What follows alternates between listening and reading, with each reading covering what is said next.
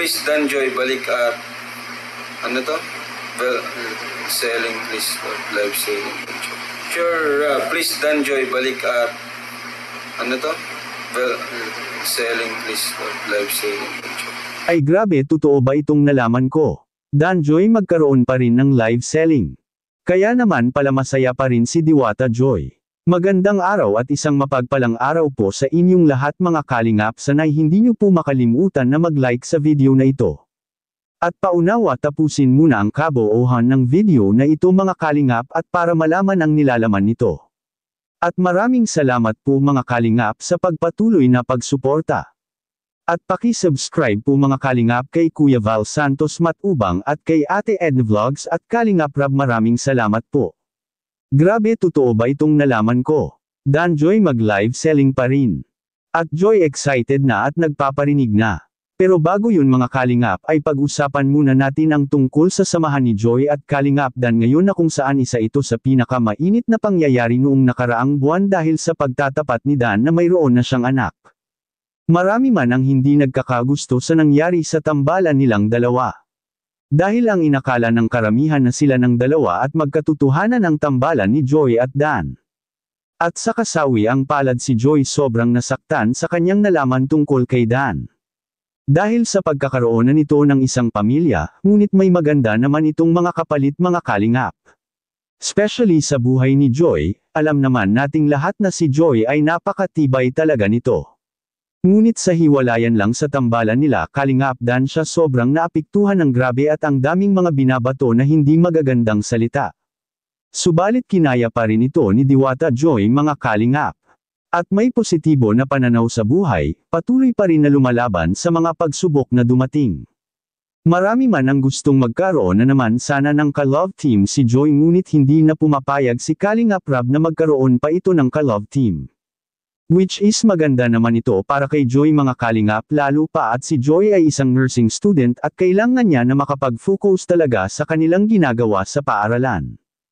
Marami pa naman ang nagmamahal kay Joy kahit siya lang mag-isa noon pa kahit wala itong kaserye or love team marami talagang sumusuporta sa kanya mga kalingap, kaya mabuti na rin na wala siyang ka-love team ngayon, at sa kabilang dako naman mga kalingap. Danjoy may magaganap pa bang live selling sa Velvet Box? Grabe sinisigaw ng bayan, at Joy excited na at nagpaparinig. Yan ang sama-sama nating makikita sa video. Sponsors sa Team Joynatics, sa Team International, sana po ma-appreciate niyo po ito kahit di ko po kayo may isa-isa. Thank you so much po sa lahat po ng mga supporters, sponsors, viewers, lahat-lahat po sa inyo kasi hanggang ngayon po grabe 2 years na ako sa Kalingap at damang-dama ko pa rin po yung pagmamahal ninyong lahat. Grabe! Ay, kaya sobrang thankful po ako and yan, konting tiis na lang makakagraduate ako at mapapatunayan ko sa lahat na kinaya ko at kaya ko. At para sa inyo po ito, para sa family ko, kila Kuya Rab, sa lahat ng sponsors na nagtitiwala po sa akin. 2nd year na ako and 2 years na lang. Graduate na. Sana. sana. Kasi dati hindi ko pa in-expect na makakapag-college ako, na matitake ko yung course na gusto ko. And now, tinitake ko na yung path na gusto ko. And through Kalingap, syempre, sa mga sponsors, kila Kuya Rab, kila Kuya Bal.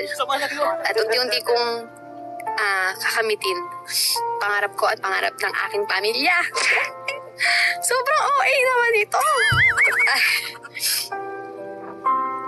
Dami ko nang nasabi. In just 30 minutes, I guess. Ayan. Sure, please Danjoy, balik at ano to? Well, selling please, live selling.